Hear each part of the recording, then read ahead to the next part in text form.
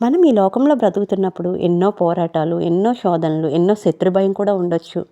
వీటన్నిటి మధ్య మనం మనుషుల మీద ఆధారపడడం కన్నా దేవుని మీద ఆధారపడినప్పుడే వీటన్నిటి నుండి విడుదల పొందుకోగలుగుతాం. దావీదు కూడా మనలాంటి మనిషే.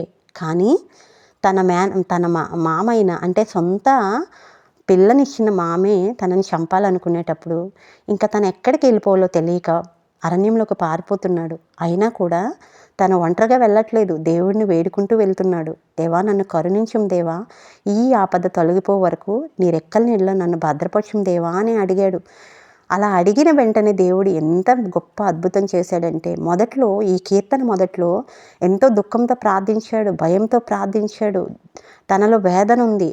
కానీ ప్రార్థన ముగిసేసరికి దేవుడు ఎంత మేలు చేశాడంటే తన హృదయంలో ఉన్న భయాన్ని, భీతిని అంతా తీసివేసి హృదయంలో నెమ్మది పుట్టించాడు. ఎందుకంటే దావీదు చెప్తున్నాడు, నా హృదయం నిబ్బరంగా ఉంది దేవా, నీకు స్తుతి గీతాలు పాడుతున్నాను దేవా అని చెప్పగలిగాడంటే తన హృదయంలో ఉన్న అంత భయాన్ని దేవుడు మాత్రమే తీసివేయగలిగాడు.